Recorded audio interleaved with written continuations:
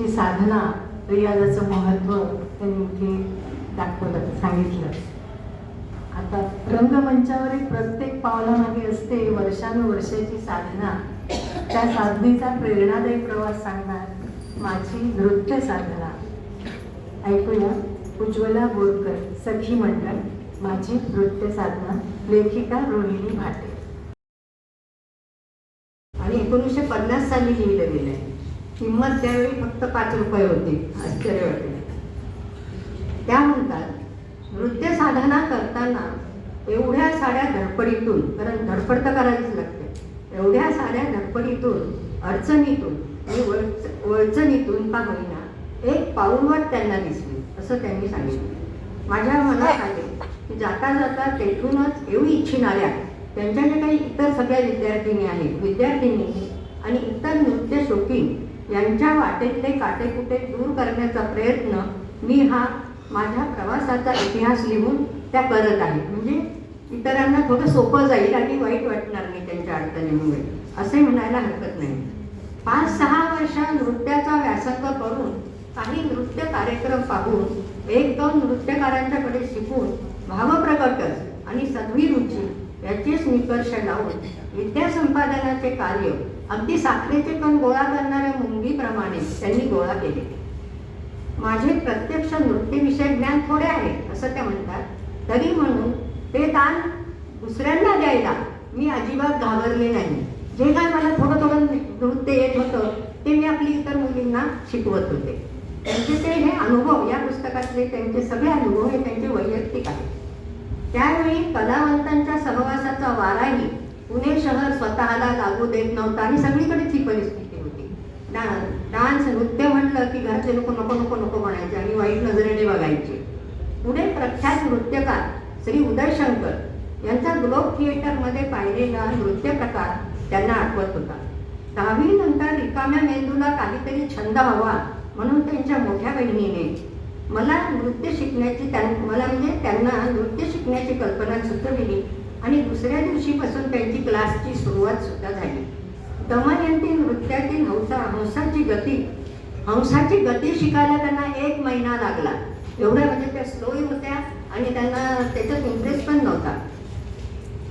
पुढे राजनर्तकी हा बोलपट पेरेमाऊंट थिएटरला लागला तेव्हा साधना घोषने दरबारातील उर्वशी नृत्याला एका भव्य जिन्यावरून हळूहळू हळूहळू पावले टाकी प्रारंभ केला. मात्र एकदम त्यांच्या मनातले नृत्यप्रेम उफाळून आले.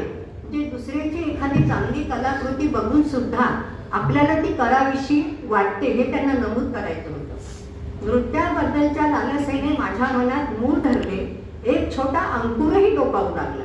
त्याची स्पष्ट जाणीव त्या दिवशी रोहिणीताईंना झाली आणि तृषार्थ नजरेने त्यांनी ते नृत्य पाहिले. आता त्यांनी त्यातले जे छोट्या छोट्या गोष्टी सांगितल्या की योग्य कुठलंही नृत्य असो काही शिकण्याकरता योग्य गुरूंची मदत नृत्य साधनेमध्ये अत्यंत आवश्यक आहे. लालित्य हा एक त्यांना आवडलेला विषय जो अंगात आणणे प्रत्येकाच्या कुवतीवर व मेहनतीवर अवलंबून असतो. मी माझे लक्ष लालित्य ह्या नृत्याच्या महत्त्वाच्या अंगावर केंद्रित केले. कॉलेजमधून घरी येताच मी नृत्याची उजळणी करायला सुरुवात केली. छुमछुम छुमछुम आवाज ऐकतात आळीतली बालमंडळी सगळी गोळा होऊ लागली. लक्षात घ्या, ह्या मुलांनाच मग मी माझं दर्पण बनवले. त्यांची खुशी बघून मला तो जोराने आनंद त्यांना मिळत होता. नृत्यविषयक सिद्धांत मांडण्याची, मी तो प्रयोग सिद्ध करून पडताळे पाहण्याची एक छोटीशी प्रयोगशाळा जणू काही त्यांनी सुरू केली होती.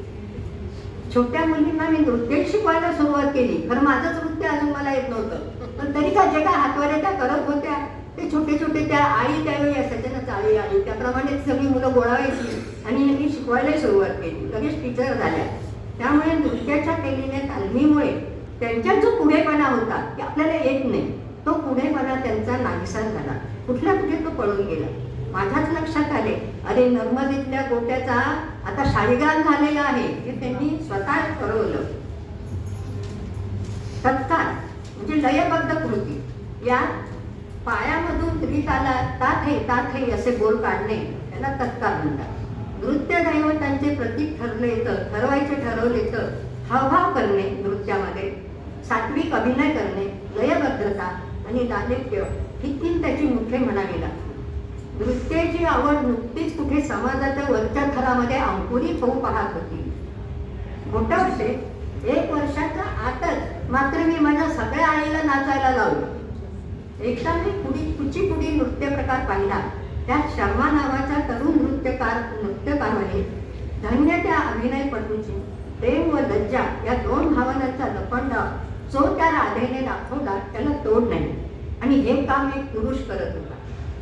यावर त्यांचा स्वतःचा विश्वासच बसेना की एक पुरुष इतकं चांगलं काम करतो. अखेरीस नृत्याच्या वेळेने मी सायन्सकडून आर्ट्सकडे वळलो. 1942 साल त्यांच्या आयुष्यामध्ये महत्त्वाचे ठरले.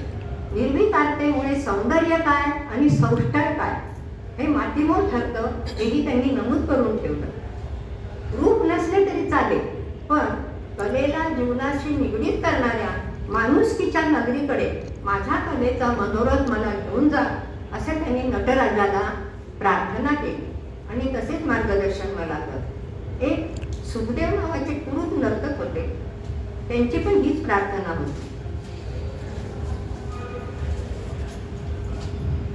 माझ्या नृत्याच्या वर्गातील विद्यार्थिनींची संख्या हळूहळू वाढून नुपुरांची रुंझून आणि तबल्यांचे खडे बोल बाहेरील जगाच्या कर्णपथापर्यंत आता जाऊ लागले. सुंदर प्रसाद यांच्याकडे शिकणाऱ्या माझ्या भगिनीमुळे मला कथ्थक नृत्यातील सौंदर्य थोडे थोडे का होईना पण मला कळायला लागले. नृत्याच्या बाबतीत रुळावरून घसरलेली माझी गाडी पुन्हा रुळावर आली. मला कथ्थक नृत्य मनापासून आवडू लागले.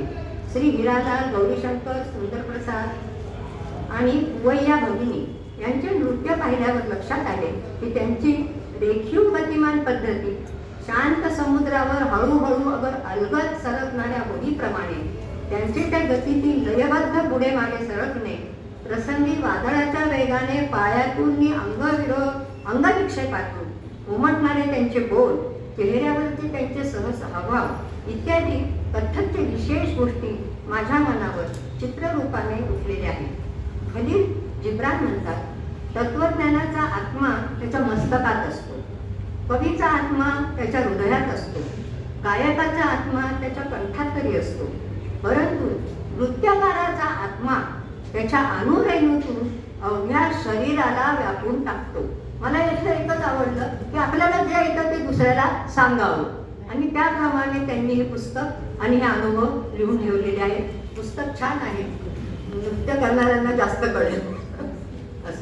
चित्र हे फक्त रंग आणि रेषांचे संयोजन नसतं, ते कलाकाराच्या मनातील विचार आणि भावनांचं प्रतिबिंब असतं.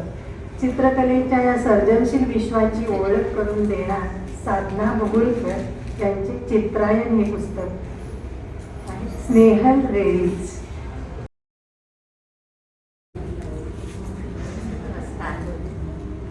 कोणत्याही संस्कृतीचे महत्त्वाचे अंग म्हणजे तेथील कला परंपरा. आजच आपण माझ्या या सगळ्या मैत्रिणींनी सख्यांनी घेतलेला विविध कलेत पारंगत असलेल्या महान विभूतींची माहिती आणि त्यांचे कला जीवन याचा आढावा ऐकला. या कार्यक्रमाचा समारोप समारोप माझ्या भाषणाने होणार आहे आणि शेवट गोड व्हावा. नाही, माझा पण आहे. अच्छा, आधी माझं नाव शेवट होतं. ठीक आहे चालेल. सर्व कला महान आहेतच, पण कलांच्या विविध शाखातील चित्रकला ही महत्वाची शाखा आहे. चित्रकलेत पारंगत असलेल्या महान व्यक्तीविषयी आणि महाराष्ट्रातील प्रत्येकालाच त्यांच्या कलेविषयी आणि एकूणच त्यांच्या व्यक्तिमत्वाविषयी आदर आहे. अशा व्यक्तीविषयी म्हणजे चित्रकार माधव सातवळेकर यांच्याविषयी तितक्याच सक्षम असलेल्या साधना बगुळकर यांनी लिहिलेल्या चित्रायण या पुस्तकावर मी बोलणार आहे. हे चित्रायण नावाचं पुस्तक आहे आणि ह्याच्यामध्ये त्यांनी सातवळकरांनी काढलेली सगळी वेगवेगळी चित्र आणि त्याविषयी सांगितलं आहे. चित्रायण हे पुस्तक नामवंत चित्रकार श्री माधवराव सातवळेकर यांच्या कला क्षेत्रातील प्रदीर्घ वाटचालीचा चरित्रात्मक आलेख आहे. साधना बहुळकर यांनी परिश्रमपूर्वक हे शब्दबद्ध केलं आहे. एका बुजुर्ग आणि प्रथितीय चित्रकाराच्या जडणघडणीचा मागोवा घेण्याचा हा खरोखरच आगळा वेगळा प्रयत्न आहे. महाराष्ट्रात चित्रकलेची उत्तम परंपरा असूनही चित्रकार आणि चित्रकला राष्ट्रीय किंवा आंतरराष्ट्रीय स्तरावर पोहोचू शकत नाही, कारण आपल्याकडे तशी चित्रांची पुस्तकं, चित्रांची चरित्र कमी प्रमाणात निर्माण झाली आहे. या क्षेत्रातील दस्तावेज वाढावा आणि ही कला आणि कलाकार ही भावी पिढीपर्यंत पोचावे ही कल्पना लेखिकेच्या मनात मूळ धरू लागली. त्यासाठी लेखिकेने माधवरावांच्या जीवनावर कात्रणे काढली. माधवरावांनी लिहिलेल्या 2 दैनंदिनी वाचून काढल्या आणि त्याचाच वेगळाच परिणाम या पुस्तकाला मिळाला. माधवराव हे मुळातच मितभाषी होते, त्यामुळे जेव्हा जेव्हा मुलाखत घ्यायला जायचे तेव्हा ते अतिशय कमी शब्दात बोलायचे. पण चित्रकाराचे व्यक्त करण्याचे माध्यम हे भाषा नाही तर त्याची चित्रच बोलतात हे लक्षात ठेवून मुलाखतीतून, प्रश्नातून एखाद्या चित्रकाराची जडणघडण कशी घडत गेली हे लेखिकेने चित्रायन या पुस्तकातून दाखवून दिले आहे. माधवरावांना चित्रकलेचा वारसा त्यांच्या वडिलांकडून व आजोबांकडून मिळाला. ते दोघेही उत्तम चित्रकार होते. माधवरावांचा जन्म 13 ऑगस्ट 1915 रोजी लाहोर येथे झाला. वयाच्या 3ऱ्या वर्षी ते आपल्या आई वडिलांबरोबर सातारा जिल्ह्यातील औंध येथे आले. तेथेच त्यांचे शालेय शिक्षणही झाले. शाळेत असताना ते मुंबईला येऊन औंधवरून मुंबईला यायचे आणि चित्रकलेचे प्रशिक्षण घेत असत. शालांत परीक्षेनंतर ड्रॉइंग व पेंटिंग या विषयातील पदविका त्यांनी जे स्कूल ऑफ आर्ट्स मधून घेतली. त्या काळात सर्वोच्च समजली जाणारी मेयो मेडल या पारितोषिकाचे ते मानकरी ठरले आणि विशेष म्हणजे त्यांचे वडील जेव्हा शिकत होते तेव्हा त्यांनाही हे मेयो पारितोषिक मिळाले होते. विद्यार्थी जसे त्यांनाही मिळाले होते.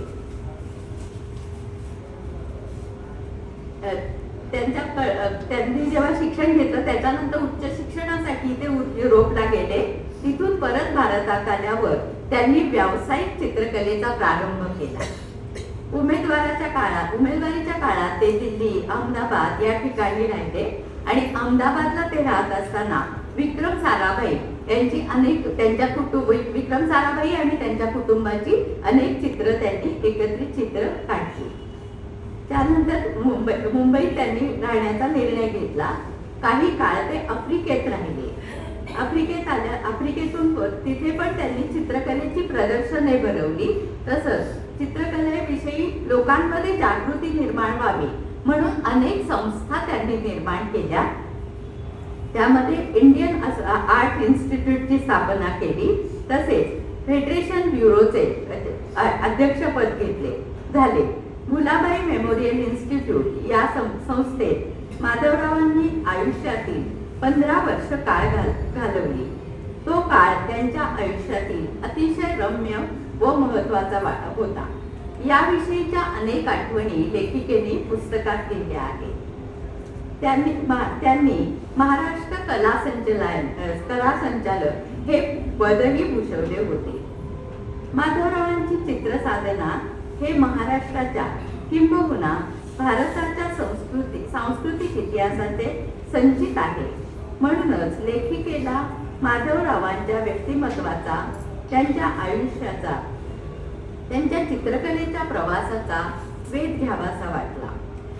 प्रत्येकाने आवर्जून वाचावे असे माधवराव सातोळेकर यांचे साधना बहुळकर यांनी लिहिलेले पुस्तक सर्वांनी वाचावे आणि संग्रही ठेवावे असे आहे. हे पुस्तक 188 पानाचे आहे. तरीही थोडक्यात बोलण्याचा मी प्रयत्न केला आहे. चित्राताईंनी आणि मधुरांनी मला ही संधी दिली आणि साथ संगत मंडळाचे त्याबद्दल मी आभार मानते.